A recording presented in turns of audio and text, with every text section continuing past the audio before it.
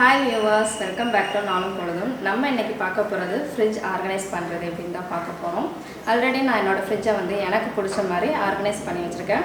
இந்த ஃப்ரிட்ஜில் ஆர்கனைஸ் பண்ண மெத்தடு உங்களுக்கு பிடிச்சிருந்துச்சுன்னா, அந்த டிப்ஸ் ஏதாவது இருந்துச்சுன்னா நீங்களும் அதை பார்த்து ஃபாலோ பண்ணிக்கோங்க. ஃபஸ்ட்டு என்ன ஃப்ரிட்ஜ் அப்படின்றது இன்ட்ரோலையே நீங்கள் பார்த்துருப்பீங்க. Samsung convertible fridge. இதை ஃப்ரீசரை ஃப்ரிட்ஜாக கன்வெர்ட் பண்ணிக்கலாம். அந்த மாடல் தான் நான் வாங்கி வச்சுருக்கேன். ஸோ இது ஃபஸ்ட்டு ஃப்ரீசர்லேருந்து பார்த்துடலாம். ஸோ என்னோடய ஃப்ரீசரை பொறுத்த வரைக்கும் நான் ஃபுல்லாக டம்ப் பண்ண மாட்டேன். அப்பப்போ வாங்கி முடிஞ்சளவுக்கு யூஸ் பண்ணிடுவேன். இல்லாத பட்சத்துக்கு மட்டும் அதில் வைப்பேன். மேக்ஸிமம் நான்வெஜ் வைப்பேன். அப்புறம் மில்க் ப்ராடக்ட், டைரி ப்ராடக்ட்ஸில் ஃப்ரீசரில் வைக்க வேண்டியதை மட்டும் ஃப்ரீசரில் வைப்பேன். அப்படி வச்சுருக்கிறது தான் பார்த்திங்கன்னா ஃபிஷ்ஷு. ஸோ என்னோடய லாஸ்ட் வ்ளாகில் பார்த்துருப்பீங்க. நான் ஊர்லேருந்து ஃபிஷ் வந்திருந்தது. ஸோ அதை க்ளீன் பண்ணி வச்சது ஆல்மோஸ்ட் முடிஞ்சிருச்சு. கொஞ்சம் இருக்குது. அது as usual இது ஐஸ் க்யூப் ட்ரே. இது தேவைப்பட்டால் மட்டும்தான் நான் ஐஸ் க்யூப் யூஸ் பண்ணுவேன். மேக்ஸிமம் இப்போ கோல்டு சீசன்னால் நான் ஐஸ் க்யூப்ஸ் மேக்ஸிமம் யூஸ் பண்ண மாட்டேன். ரைனிங் சீசன்னால். மேலே பார்த்திங்கன்னா நான் யூஸ் பண்ணுற பிளாஸ்டிக் பொருள் எல்லாமே பிபிஏ ஃப்ரீ தான். இது மைக்ரோ ஒன்லையும் யூஸ் பண்ணலாம், ஃப்ரீசர்லையும் யூஸ் பண்ணலாம். அந்த மாதிரி மெத்தடில் உள்ளது தான். ஸோ இதனால் கெடுதி அப்படின்றது இல்லை. நான் பார்த்து தான் இந்த பிளாஸ்டிக்ஸ்லாம் வாங்கியிருக்கேன். ஸோ நான் ஃபஸ்ட்டு இதில் ஹோம்மேட் பன்னீர் அது வச்சுருக்கேன். இதை நீங்கள் ஃப்ரிட்ஜ்லேயும் வைக்கலாம். ஸோ நான் கொஞ்சம் லாங் டேஸ் யூஸ் பண்ண போகிறனால ஹோம்மேட் பன்னீரை நான் ஃப்ரீசரில் வச்சுருக்கேன். நெக்ஸ்ட்டு பார்த்திங்கன்னா தேங்காய் திருவி நான் ஃப்ரீசரில் வச்சுருவேன். இது மேக்ஸிமம் 20 டேஸ் இப்படி ஃப்ரீசரில் வச்சா தாங்கும். ஸோ நீங்கள் சமைக்கிறதுக்கு ஒரு 15 மினிட்ஸ்க்கு முன்னாடி இதை நீங்கள் வெளியே எடுத்து வச்சா கூட போதும். அது ஆட்டோமேட்டிக்காக மெல்ட் ஆயிரும். அதாவது அந்த ஐசிங்லேருந்து போயிடும். இல்லைனா நீங்கள் லைட்டாக ஒரு வெண்ணி கூட சேர்த்துக்கலாம். ஸோ இதையும் நான் ஒரு ஏர்டைட் கண்டெய்னரில் பாக்ஸில் நான் போட்டு வச்சுருக்கேன். நெக்ஸ்ட்டு பார்த்திங்கன்னா சீஸ். இதுவும் அப்படி தான் ஏர்டைட் கண்டெய்னரில் போட்டு வச்சுருக்கேன். ஸோ இந்த சீஸ் நான் துருவி வச்சுருக்கனால உங்களுக்கு இப்படி இருக்குது. நெக்ஸ்ட்டு பார்த்திங்கன்னா ஐஸ்கிரீம். ஸோ வீட்டுக்கு கெஸ்ட்டு வந்தால் இல்லைன்னா சில்ட்ரன்ஸ் யாராவது வந்தால் இந்த ஐஸ்கிரீம் கொடுக்கறதுக்காக நாங்கள் ஐஸ்கிரீம் வாங்கி வச்சுருக்கோம். நெக்ஸ்ட்டு இது பாலாடை. நம்ம பால் காய்ச்சின பிறகு அது மேலே தங்குற ஆடை இந்த கீக்காக உருக்கிறதுக்காக, நெய் உருக்கிறதுக்காக சேர்த்து வச்சுருக்கேன். ஸோ இதெல்லாம் நீங்கள் ஃப்ரீசரில் தான் வைக்கணும் கண்டிப்பாக. ஏன்னா இது மெல்ட் ஆகிடக்கூடாது. மெல்ட் ஆகிடுச்சுன்னா கெட்டு போயிடும். அதனால் ஃப்ரிட்ஜில் வைக்க வேண்டாம், ஃப்ரீசரில் வைங்க. ஸோ இவ்வளோ தான் நான் இந்த ஃப்ரீசரில் வச்சுருக்கிற திங்ஸ். ஸோ முடிஞ்சளவு நீங்கள் பால் ப்ராடக்ட், அதாவது பால் லிக்யூடாக இல்லாமல் கட்டியாக எதெல்லாம் செய்கிறோமோ அந்த ப்ராடக்டை ஃப்ரீசரில் வச்சு யூஸ் பண்ணுங்கள். அது உங்களுக்கு பெட்டராக இருக்கும் யூஸ் பண்ணுறதுக்கும். அப்புறம் லாங் லைஃப்பும் வரும். முக்கியமாக கெட்ட பாக்டீரியாவை அவாய்ட் பண்ணலாம். ஸோ ஃப்ரீசர் முடிஞ்சிருச்சு. ஃப்ரிட்ஜை பார்க்கலாம் அடுத்து.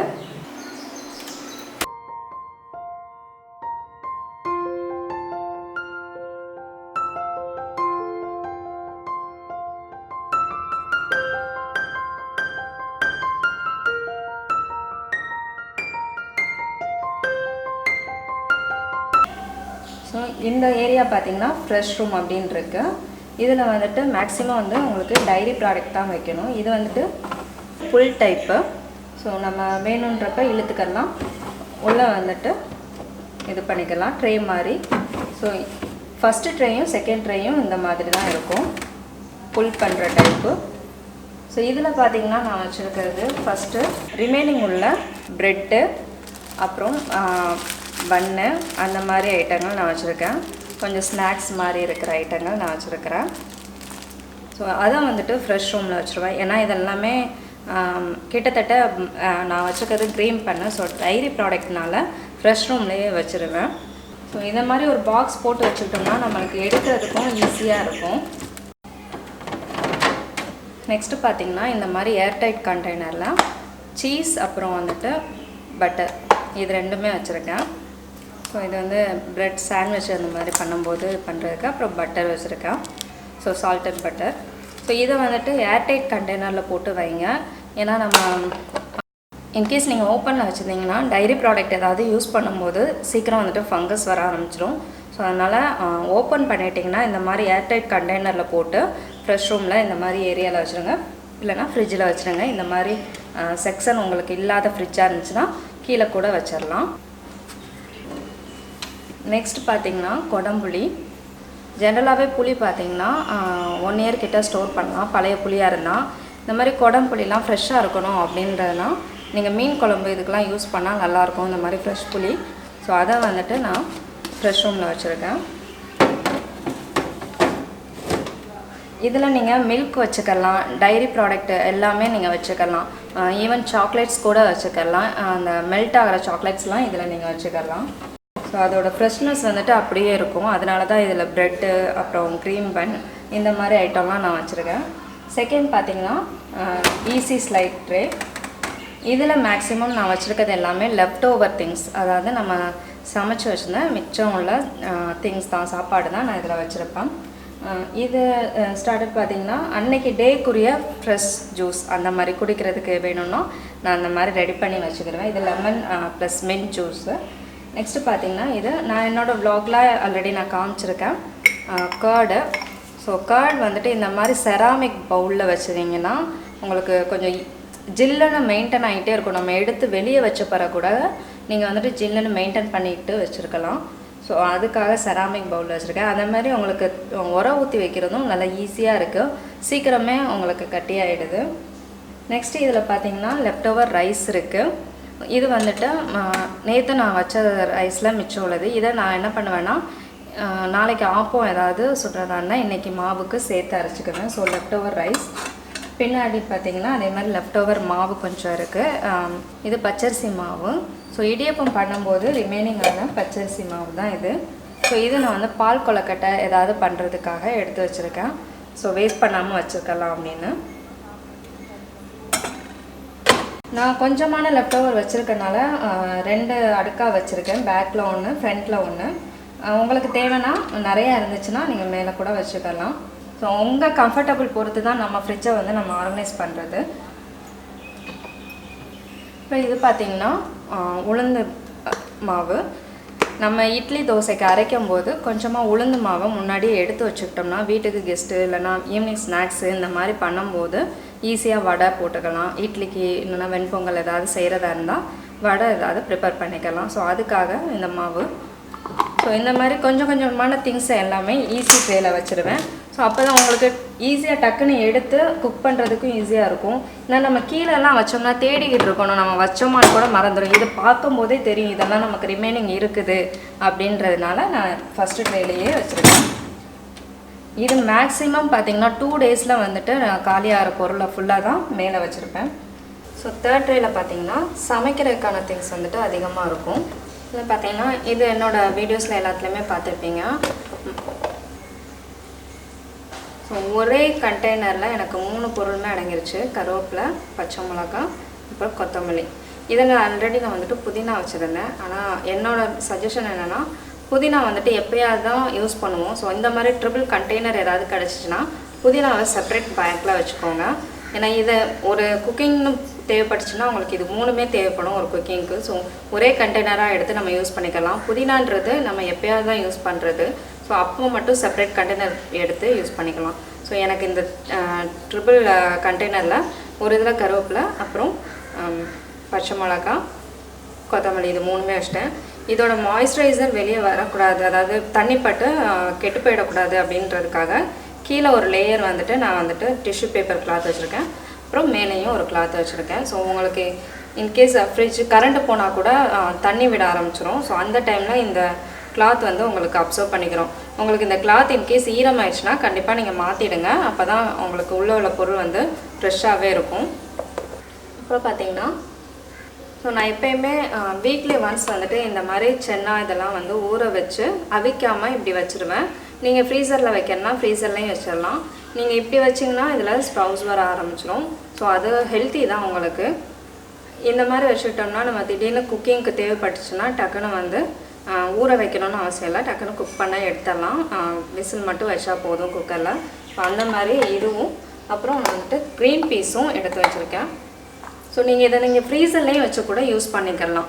ஸோ ஆல்மோஸ்ட் முடிஞ்சிருச்சு. ஸோ இந்த வீக்லி ஒரு வீக்குக்கு தேவையான சென்னாவும் க்ரீன் பீஸும் பச்சை பட்டாணியும் நான் ஊற வச்சு எடுத்து வச்சுருக்கேன். நெக்ஸ்ட்டு பார்த்தீங்கன்னா பூ. ஸோ பூ வந்துட்டு ஃப்ரிட்ஜில் வைக்கும்போது ரொம்ப கவனமாக வைக்கணும். கண்டிப்பாக இந்த மாதிரி ஏர்டைட் கண்டெய்னர் வச்சுக்கோங்க. இது ஏர்டைட் கண்டெய்னரில் எனக்கு ஹோல் கூட இருக்குது. இது ஏன்னா ஃப்ரீசர் பாக்ஸ் கூட, அதனால் நான் வந்துட்டு இதுக்கு யூஸ் பண்ணுறேன். பட் இந்த ஹோல்லாம் நீங்கள் ஓப்பன் பண்ணி வச்சுடாதீங்க. இந்த மாதிரி ஹோல் உள்ள பாக்ஸு இல்லைன்னா நீங்கள் பெட்டர் டிஃபன் பாக்ஸில் கூட வச்சுக்கலாம், சில்வர் டிஃபன் பாக்ஸுக்குள்ள கூட. ஏன்னா இந்த ஸ்மெல் வந்துட்டு ஓவரால் ஃபுட்டில் எல்லாத்துலேயுமே உங்களுக்கு கலந்துரும். ஸோ அந்த மாதிரி இருக்கிறப்ப நீங்கள் வந்துட்டு இந்த மாதிரி ஏர்டைட் கண்டெய்னரில் வச்சு உள்ளே வச்சுடுங்க. ஸோ இது வந்துட்டு நான் டெய்லி யூஸ் பண்ண மாட்டேன். ஒரு 1 டே விட்டு 1 டே யூஸ் பண்ணுறதுனால இதை நான் வந்து பின்னாடி வச்சிடுறேன். ஸோ நெக்ஸ்ட்டு பார்த்தீங்கன்னா கீழே உள்ள ட்ரே. இதில் வந்து மாவு இருக்குது. இந்த மாவு கண்டெய்னர் பார்த்தீங்கன்னா ஸோ இதுக்கேற்றாப்புல சைஸுக்கு ஏற்றாப்புல நான் வாங்கி வச்சுருக்கேன், இதுக்குள்ளே போகிற மாதிரி. ஸோ இது வந்துட்டு ஒவ்வொரு சைஸ்லையும் இருக்குது. இதை விட பெரிய சைஸ் இருக்குது, இதை விட சின்ன சைஸு, இதுக்குள்ளேயும் ஒரு சைஸ் இருக்குது, அப்புறம் மினி சைஸும் இருக்குது. ஸோ அதுக்கேற்றாப்புல நீங்கள் உங்கள் அளவுக்கு ஏற்றாப்புல நீங்கள் வாங்கி வச்சுக்கோங்க. அட்ஜஸ்டபிள் ட்ரேயாக இருந்தேன்னா அதுக்கு ஏற்றாப்புல நீங்கள் வச்சுக்கோங்க. இதில் வந்து நான் தோசை மாவு 1 வீக்குரியதை அரைச்சி வச்சுருவேன். ஸோ ஈஸியாக வந்துட்டு எனக்கு இந்த இடம் கவர் ஆகிடும். பெரிய டிஃபன் பாக்ஸில் ஃபுல்லாக வந்துட்டு வச்சோம்னா ஏதாவது ஒரு ட்ரேயை நான் எடுக்க வேண்டியது வரும். எனக்கு இது அட்ஜஸ்டபிள் இல்லை. ஸோ ட்ரே எங்கேயும் நல்லா மாற்ற முடியாது, ஃபிக்ஸட் தான். ஸோ அதனால் எனக்கு ஏற்றாப்புல நான் அந்த மாதிரி டிஃபன் பாக்ஸ் வாங்கிட்டேன். அப்புறம் பார்த்திங்கன்னா இது நட்ஸு. இதை நான் ஹோலாக வாங்கி வச்சுக்கிட்டேன். ஸோ இது வந்துட்டு லாங் டேஸ் வந்து வெளியே வைக்க முடியாது, உங்களுக்கு வச்சிங்கன்னா உங்களுக்கு பூச்சி ஏதாவது வந்துடும். ஸோ அதனால் தேவைப்படுற நேரம் மட்டும் கொஞ்சம் எடுத்து செப்பரேட் கண்டெய்னரில் வச்சுட்டு அதுக்கப்புறம் ஃபுல்லாக இதில் வச்சுடுவேன். அப்புறம் நெக்ஸ்ட்டு இதில் இருக்கிறது எல்லாமே உங்களுக்கு மாவு ஐட்டங்கள், மசாலா ஐட்டங்கள். இதில் வந்துட்டு நான் மசாலா பொடியை வந்துட்டு ஊரில் வந்து அரைச்சி கொண்டு வந்தது. ஸோ அதெல்லாம் வந்து இதில் வச்சுருக்கேன். பின்னாடியும் அப்படி தான் அரிசி மாவு இருக்குது. ஸோ இதெல்லாம் நம்ம எப்போயாவது எடுக்கிறனால நான் கீழே வச்சுட்டேன். அதிகமாக நான் யூஸ் பண்ணுறதெல்லாம் மேலில் வச்சுருக்கேன். ஏன்னா அதுக்கே நம்ம குனிஞ்சு எடுக்க தேவையில்லை அப்படின்றதுனால எப்போயாவது எடுக்கிறதெல்லாம் நான் கீழே வச்சுருக்கேன். ஸோ அப்படி உள்ளதான் இந்த ஐட்டங்கள். ஸோ நெக்ஸ்ட் பார்த்தீங்கன்னா காய்கறி பேக். இந்த பேக் பற்றி நான் ஆல்ரெடி உங்களுக்கு என்னோடய யூடியூப்பில் டை ப்ராடக்டில் போட்டிருக்கேன். இது ரேசன் கிளாத்தில் பண்ணது, ரொம்ப யூஸ்ஃபுல்லாக இருக்குது. ஸோ இதில் வந்துட்டு என்னோடய இந்த தக்காளிலாம் வாங்கி 1 வீக் ஆகிடுச்சு. பாருங்கள் எவ்வளோ ஃப்ரெஷ்ஷாக இருக்குது, நல்லா யூஸ்ஃபுல்லாக இருக்குது இந்த பேக்கு. அதே மாதிரி இந்த பேக்கில் என்ன இருக்குது அப்படின்றது டிரான்ஸ்பரண்ட்டாக இதில் தெரிஞ்சிடும். ஸோ பார்த்திங்கன்னா இதில் வெண்டைக்காய் இருக்குது, இதில் கேரட், அப்புறம் சாம்பாருக்குரிய காய்கறி இதெல்லாம் இருக்குது. ஸோ இந்த மாதிரி நான் இந்த பேக்கில் ஸ்டோர் பண்ணிக்கிறேன். இது மேக்ஸிமம் பார்த்திங்கன்னா 8 டேஸ் கிட்ட வருது. 1 வீக்குக்கும் அதிகமாக தான் வருது, 8-9 டேஸ் கிட்ட வருது. அதுக்கு மேலே இருக்காது, மேக்ஸிமம் வந்துட்டு 8 டேஸ்க்கு மேலே இருக்காது. ஸோ இந்த பேக் வந்துட்டு ரொம்ப யூஸ்ஃபுல்லாக இருக்குது. நெக்ஸ்ட்டு நம்ம டோர் சைடில் என்னென்ன இருக்குதுன்னு பார்த்துடலாம்.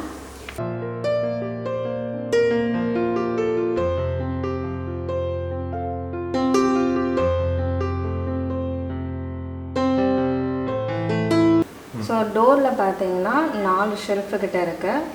ஒரு செல்ஃப் வந்துட்டு பாட்டில் வைக்கிறது, இன்னொரு செல்ஃபு குட்டி ஷெல்ஃபு, அப்புறம் வந்துட்டு எக் ட்ரே, கீழே இருக்கிறது பார்த்திங்கன்னா மினி ட்ரே மாதிரி இருக்கும்.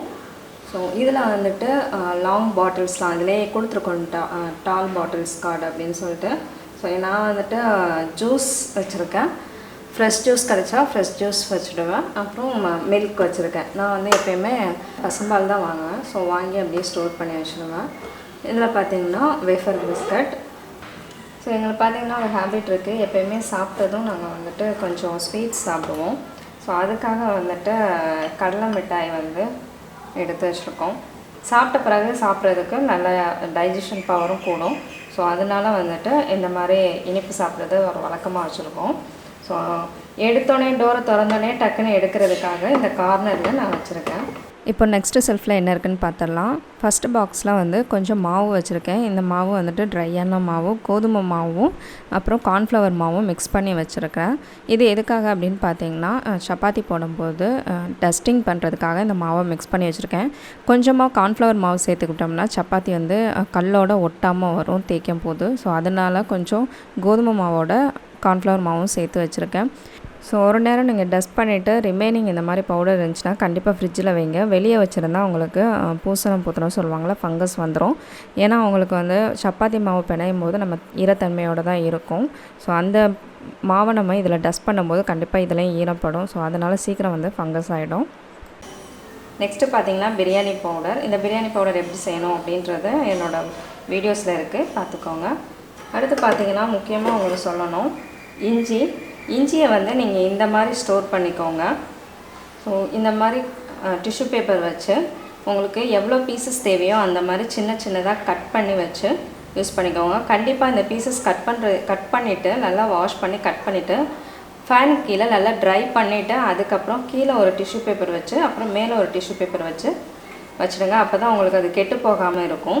ஸோ இது இப்படி வச்சுட்டிங்கன்னா, தோல் சீவி இப்படி வச்சிட்டிங்கன்னா ஈஸியாக நீங்கள் இஞ்சி பூண்டு பேஸ்ட் அரைக்கும் போதும் சரி, நமக்கு டீ இதுக்கெல்லாம் போடும்போதும் சரி, ஒவ்வொரு துண்டு மட்டும் எடுத்து வச்சு நம்ம போட்டுக்கலாம். ஈஸியாக வந்து சமையலுக்கு யூஸ் பண்ணிக்கலாம். இந்த மாதிரி ஸ்டோர் பண்ணுறதுனால நல்ல வேலை வந்து சீக்கிரம் முடிகிற மாதிரி இருக்குது, எனக்கு ரொம்ப ஈஸியாகவும் இருக்குது. நெக்ஸ்ட்டு பார்த்திங்கன்னா இது இஞ்சி பூண்டு பேஸ்ட்டு. நீங்கள் இது அரைக்கும் போதே ஒரு டேபிள் ஸ்பூன் அளவு நல்லெண்ணெய் ஊற்றிக்கோங்க. அப்போ தான் வந்துட்டு ஃப்ரெஷ்ஷாகவும் இருக்கும், நல்லா ஒயிட் கலர்லையும் இருக்கும், உங்களுக்கு ஃப்ளேவர்ஃபுல்லாகவும் இருக்கும், கெட்டு போகாமல் இருக்கும். முக்கியமாக நீங்கள் எவ்வளோ நாள்னாலும் ஃப்ரிட்ஜுக்குள்ளே வச்சுக்கலாம். So 1 table spoon 2 table spoon அளவு நீங்கள் வந்துட்டு நல்லெண்ணெய் ஊற்றிக்கிட்டிங்கன்னா நல்லது. அடுத்து பார்த்திங்கன்னா சின்னதாக ஒரு பாக்ஸ் வச்சுருக்கேன். இது பார்த்திங்கன்னா பாதி லெமன் கட் பண்ணி வச்சதுக்காக ரிமைனிங்கை வந்துட்டு அப்படியே இதுலேயும் வைக்க முடியாது. ஸோ அதுக்காக ஒரு மினி டிஃபன் பாக்ஸ் வச்சுருக்கேன். ஸோ ஈஸியாக இருக்கும். மற்ற லெமன் எல்லாம் வந்துட்டு வெஜிடபிள் பாக்ஸ்குள்ளே வச்சுருக்கேன். நெக்ஸ்ட்டு எக் ட்ரே பார்த்திங்கன்னா 2 எக் ட்ரே இருக்குது. நான் அதில் ஒன்று வந்துட்டு இந்த மாதிரி காஃபி பவுடரும் போன்விட்டாவும் வச்சுருக்கேன். பின்னாடி பார்த்திங்கன்னா கொக்கோ பவுடர் வச்சுருக்கேன். அடுத்து இதுக்கு பின்னாடி மைனோஸ் வச்சுருக்கேன், வெஜ் மைனோஸ். ஸோ இதெல்லாம் வந்துட்டு ரேராக எடுக்கிறது. காஃபி பவுடர் வந்துட்டு எப்போயாவது தான் யூஸ் பண்ணுவோம், போன்விட்டாவும் அப்படி தான். ஸோ அதனால் இந்த இடத்துல ஃப்ரிட்ஜில் ஸ்டோர் பண்ணியிருக்கேன். உங்களுக்கு ரெகுலராக யூஸ் பண்ணுறதா இருந்தால் நீங்கள் வெளியே கூட ஸ்டோர் பண்ணிக்கலாம். நெக்ஸ்ட்டு கீழே பார்த்தீங்கன்னா ரொம்ப சின்ன திங்ஸ் தான் வச்சுருப்பேன், ஏன்னா இதோட வித்து வந்து உங்களுக்கு கம்மி. அப்புறம் பேக்கிங் தேவையான கொஞ்சம் திங்ஸ், இதெல்லாம் எசன்ஸ், அப்புறம் பேக்கிங் சோடா, இது மாதிரி உள்ள இதெல்லாம் வச்சுருக்கேன். ஸோ என்னோடய ஃப்ரிட்ஜ் எப்படி ஆர்கனைஸ் பண்ணியிருக்கோம் அப்படின்றத காமிச்சிட்டேன். உங்களுக்கு இதில் ஏதாவது டிப்ஸ் பிடிச்சிருந்துச்சுன்னா நீங்களும் ஃபாலோ பண்ணிக்கோங்க. என்னோடய வீடியோஸ் எல்லாம் பிடிச்சிருந்துச்சுன்னா மறக்காமல் சப்ஸ்கிரைப் பண்ணி பக்கத்தில் இருக்கிற பெல் பட்டனை ப்ரெஸ் பண்ணுங்கள். அப்போ தான் என்னோடய வீடியோஸ் அப்டேட்ஸ்லாம் உங்களுக்கு நோட்டிஃபிகேஷனாக வரும். தேங்க்யூ.